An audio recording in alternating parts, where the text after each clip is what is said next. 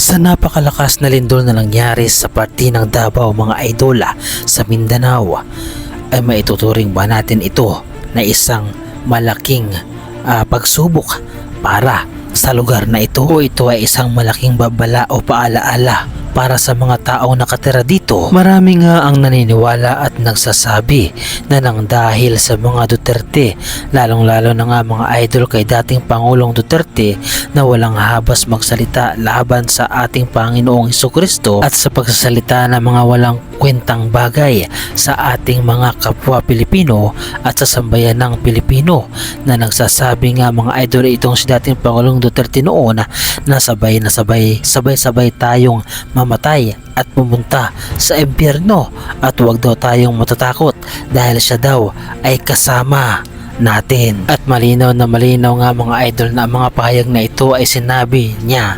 Subalit para sa atin nga mga idol na malawak ang pangunawa at hindi katulad ng mga DDS, ang mga DDS ay suportado ang mga sinasabi noon ni dating Pangulong Duterte at kaya nga handang-handa silang sumama kahit saan man pumunta. Huwag kayong matakot mamatay.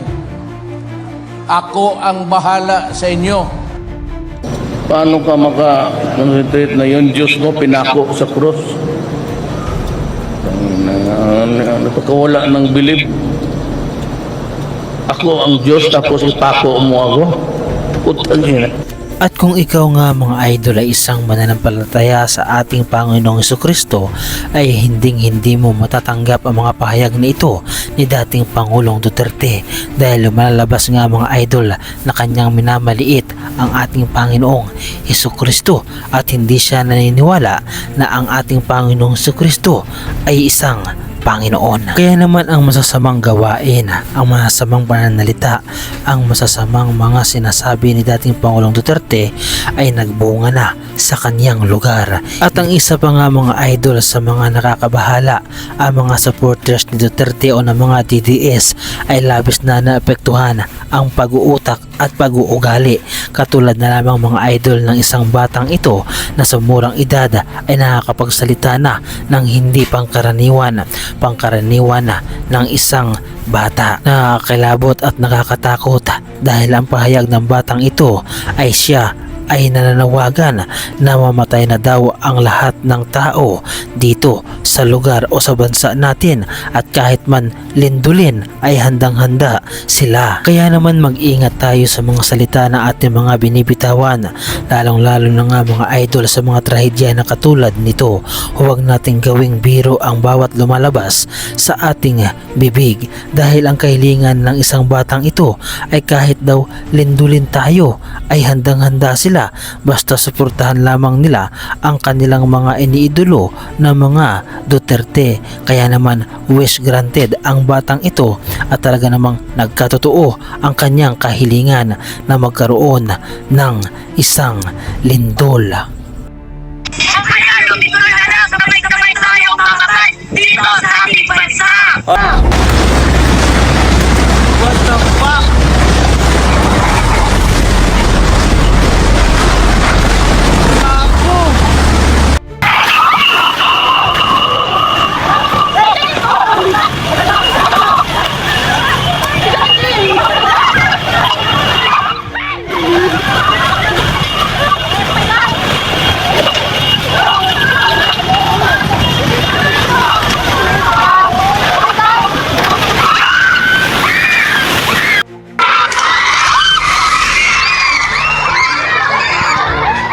Ang inyong napapanood mga idol ay hindi teleserye at hindi rin isang pelikula. Ito ay totoong naganap nga mga idol sa parte ng Mindanao, na kung saan nga mga idol ang mga tao dito ay nakaranas ng malakas na lindol. Para sa akin mga idol ay isa itong malaking paalala at babala sa atin ng ating Panginoong Hesukristo. Ang mga bagay na ito nga mga idol ay hindi nagkataon lamang. Ito ay talagang nangyari upang ipaalala sa atin na mas bigyan natin bigyan ng pansin at pagkakataon ang ating Panginoon kaysa sa mga sinusuportahan natin na mga politiko na kung saan ay sumisira sa imahe ng ating Panginoon. Marami na nga mga idol na patunayan natin na ang kapangyarihan ng Panginoon ay kumikilos, lalong-lalo na sa mga tao na kumukontra sa kanyang mga salita, katulad na lamang mga idol ng bansang China na kung saan ay sila ay hindi naniniwala sa ating Panginoon at talaga namang nagkaroon pa sila ng pagkakataon na baguhin ang salita ng Diyos at baguhin at gumawa ng sarili nilang Biblia. At kung inyong makikita at mapapansin mga idol, ang bansang China noon ay walang tigil ang pagbaha, walang tigil ang mga sakuna na nangyayari sa kanilang bansa.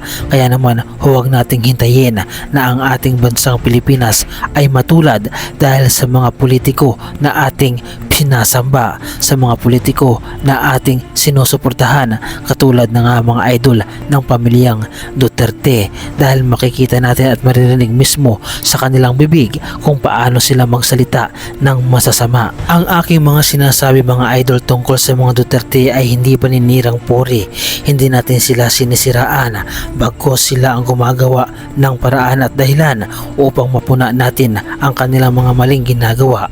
Bagamat para sa kanilang mga idol ay malinis sila, subalit para sa ating malalawak ang pangunawa, ang kanilang ginagawa sa ating bansa ay hindi na nakakatuwa.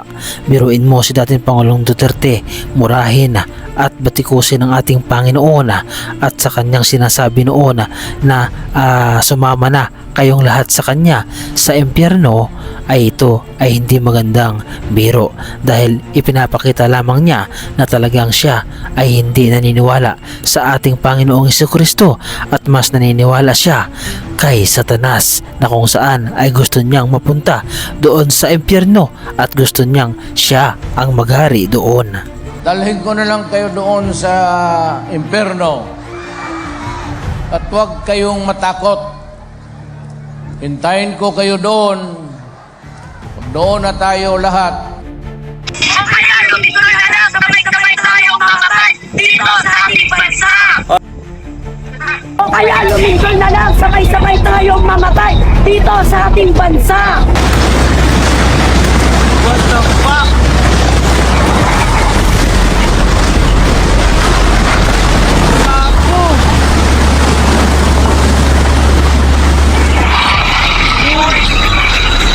Kung kayo ang tatanungin mga idol, naniniwala ba kayo na mayroong kaugnayan ang bawat mga kahilingan natin, mga kahilingan na hindi maganda katulad ng ginawa ng batang mga maka-DDS at sa mga sinasabi ni dating Pangulong Duterte noon, ang lahat ng mga bagay na nangyayaring ito katulad ng lindol sa Davao, naniniwala ba kayo na mayroon itong kaugnayan? Ano ang masasabi ninyo mga idol sa reaction video na ito at ano ang inyong opinyon patungkol dito? Ibahagi nyo naman mga idol ang inyong reaksyon at opinyon sa ating comment section.